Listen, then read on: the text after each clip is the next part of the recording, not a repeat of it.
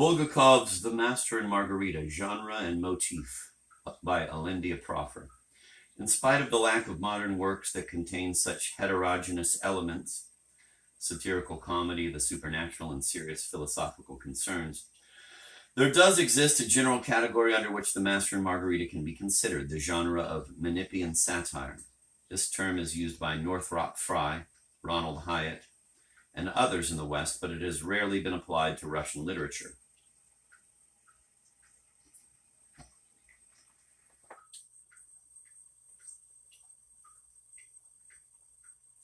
In 1929, however, that ingenious engineer of Procrustean beds, M. Bakhtin, Procrustean, I'm trying to remember what Procrustean means.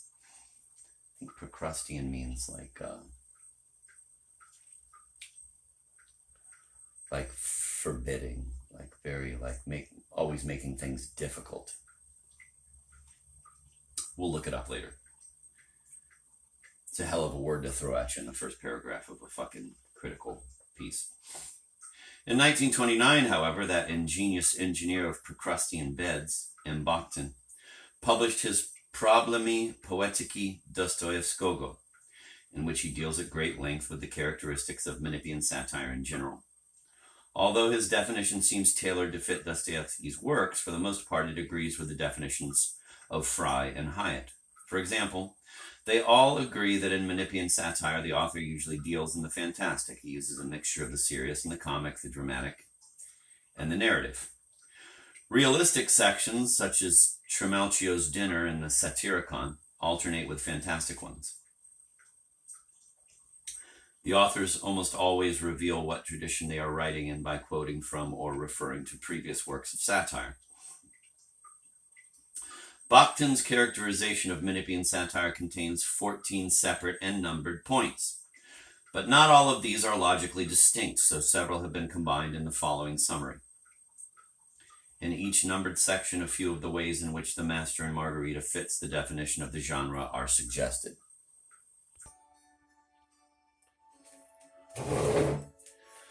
Number 1.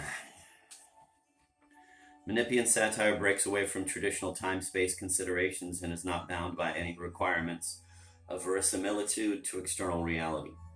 The Master and Margarita takes place in 3 days, but the devil stops the clock at midnight for his ball. The pilot story is told by the devil, dreamed by Ivan Bezdomny and written by the Master. Number 2. Heroes are often legendary and can be actual historical figures. Pilate and Christ are both. 3. Mystical and religious elements are often portrayed in a coarse and comic way. The ultimate questions are discussed in the most incongruous circumstances. Volan's religious discussion with Berlioz and the treatment of the figure Yeshua fill this requirement. 4. The philosophical and the fantastic are united. This is true of the story of Pilate and the fate of the Master and of the devil's role in deciding their fates.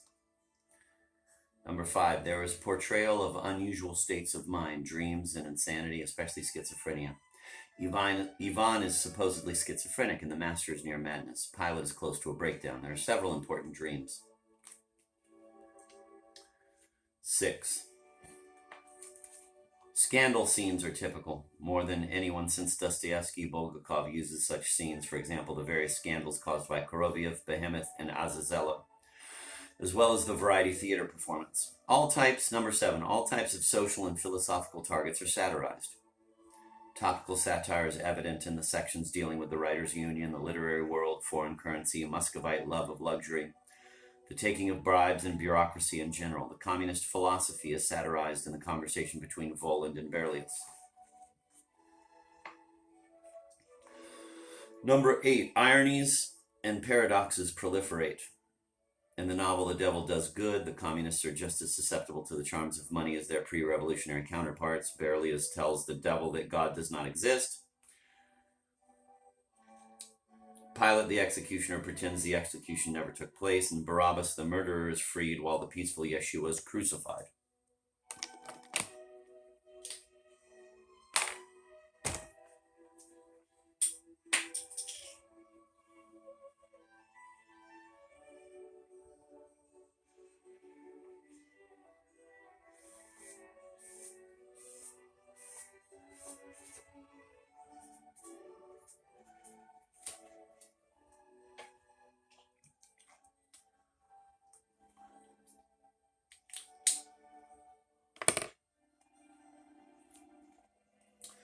The narrator himself serves an ironic purpose every time he explains to the reader what really happened, and in the epilogue when he lamely tries to give a reasonable explanation for everything. 9. There is a mixture of stylistic levels. The style of parts of the pilot chapters is consciously elevated.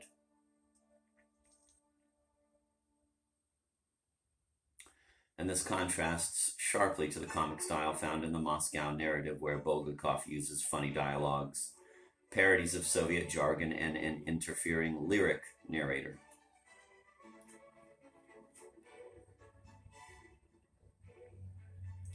This summary clearly shows how many features of the Master and Margarita match the characteristics of the Menippean satire. Which brings one to the next problem. A work of Menippean satire often appears to lack unity and consistency. Its variety of elements may suggest an absence of careful artistic selection and arrangement.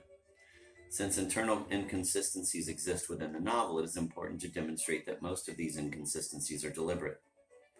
Traditionally, the Menippean satirist, quote, does not believe that the world is orderly and rational, and therefore gaps, interruptions, and inconsistencies in the story scarcely concern him, end of quote. On the other hand, as Fry suggests, in the Menippean satire there is a higher consistency, a different set of laws at work. Quote, the intellectual structure built up from the story makes for violent dislocations in the customary logic of narrative, though the appearance of carelessness that results reflects only the carelessness of the reader or his tendency to judge by a novel-centered concept of fiction.